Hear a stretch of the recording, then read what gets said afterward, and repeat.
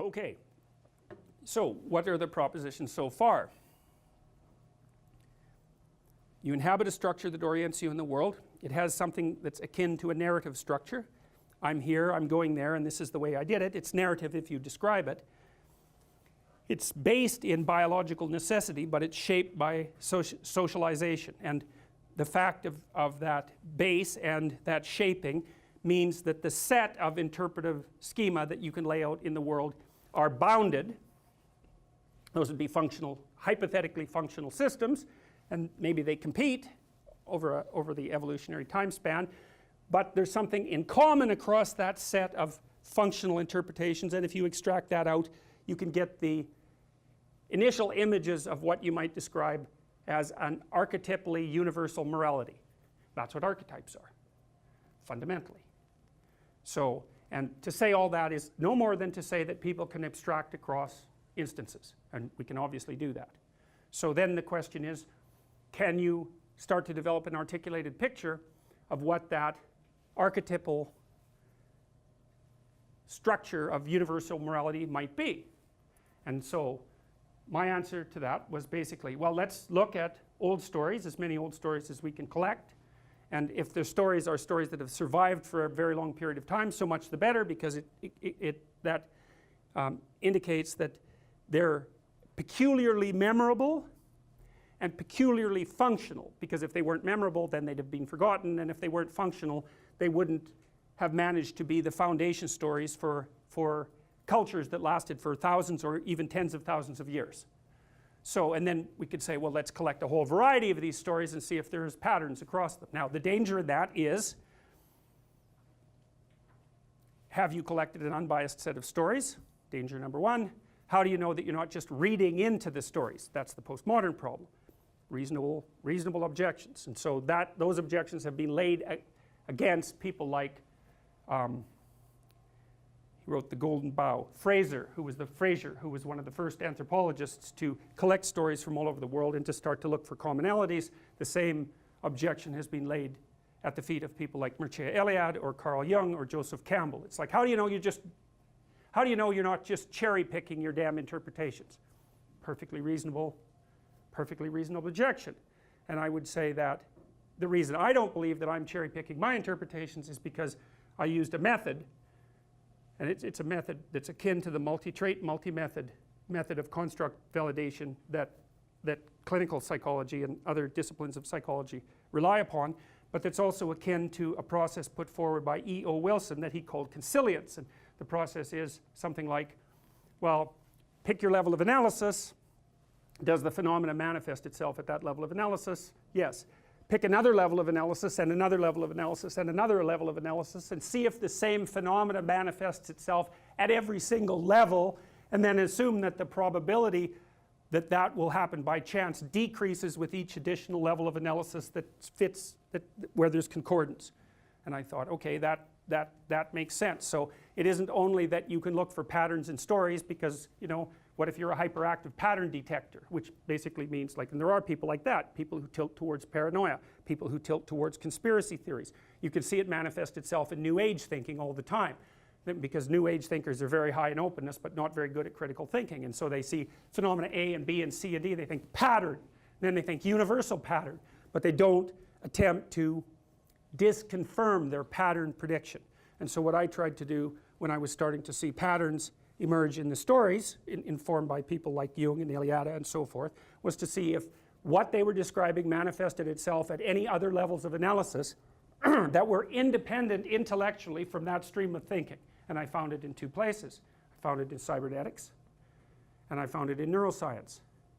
And so, and the neuroscience element, that includes the physiology, but also the behavioral analysis that was done by people, most particularly like Jeffrey Gray and the animal experimentalists, who were brilliant scientists and who've done a very good job of laying out the manner in which interpretive frameworks exist within the realm of animal cognition and to describe how they manifest themselves in the world. So I thought, okay, that's not too bad. We've got maybe 4 different levels of evidence all pointing in the same direction. And so that's why I walked you guys through the neuropsychology.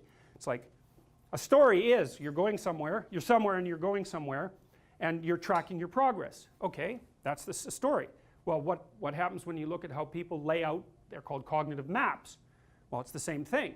You specify a target, an end point, you specify a beginning point, which is just where you are, and then there's a mechanism, a comparator mechanism that operates, or multiple comparator mechanisms that operate neurophysiologically to orient yourself towards that goal, and the emotions basically emerge as a consequence of that. Positive emotions indicating that you're moving forward properly, negative emotions indicating that you've encountered some kind of obstacle. It's like, well, that's the basic structure of a narrative. Okay, fine. So now we can see how it's instantiated neurophysiologically. That adds a fair bit of credence to the entire process. So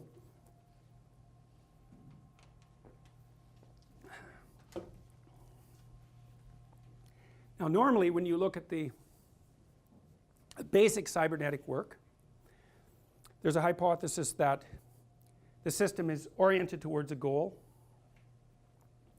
and that it's comparing what is manifesting itself in the world to that desired end state as the system moves. But it's too simple, because people don't precisely have goals. They have nested hierarchies of goals. And so the issue of emotional regulation becomes more complex than, are you proceeding happily towards your current goal? Because your goal is composed of micro goals, and it's a constituent element of a set of macro goals.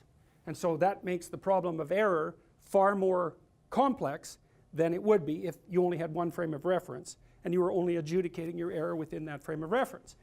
The question starts to become, what does it mean when you make a mistake?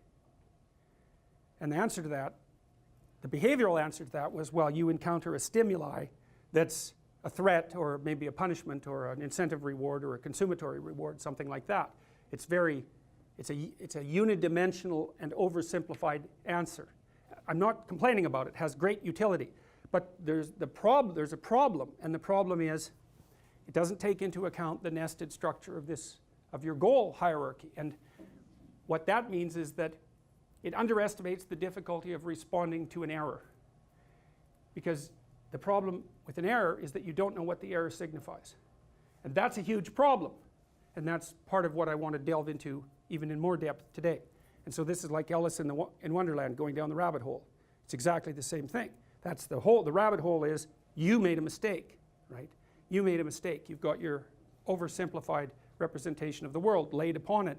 It validates itself in its execution if it executes properly. If it executes improperly, then what does that signify? And the answer isn't precisely that you've made a mistake. The answer is, it signifies that there's something in the world that you excluded that shouldn't have been excluded. And that's a big problem, because when you've laid out a simplified schema on the world, you've excluded virtually everything. And so what that means is that as soon as you make an error, the search space for the error immediately tends towards the infinite. And you experience that. It's part of human existential experience. And the way you experience that is, especially if your mood is shaky, is you lay out a small plan, like maybe you go out for coffee with someone that you're romantically interested in, and they're not pleasant to you, and so that's an error. It means, well, what does it mean? Well, you've construed yourself wrong, you've construed them wrong, you've construed the opposite sex wrong, you've construed human beings wrong, you're a walking catastrophe, and you might as well not even exist.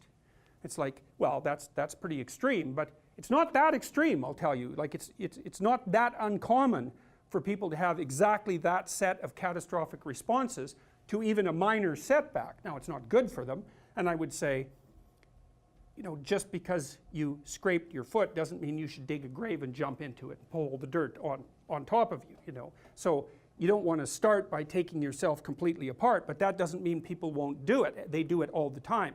In fact, to me, it's always a mystery that they don't do it every single time, because the logical inference for why didn't you get someone interested in you could easily be because you're a failure as a human being. And at some level, that's actually true. Now, it's true in a way that's not that helpful, right? Because it's just too catastrophic. But it isn't obvious at all how people can defend themselves against that cascade of catastrophizing. I mean, after all, if you were everything you could be, then maybe everyone would be attracted to you. I mean, perhaps not, but you get the point. And no easy rationalization is going to let you just brush that away, especially if you actually happen to be interested in the person, because that's even worse, because then not only are you rejected, but you're rejected by someone upon whom you've projected an ideal, or perhaps from whom you've actually observed an ideal. So it's worse. You're rejected by someone that you want to be attracted to you, to validate your own miserable existence. It's not a trivial problem.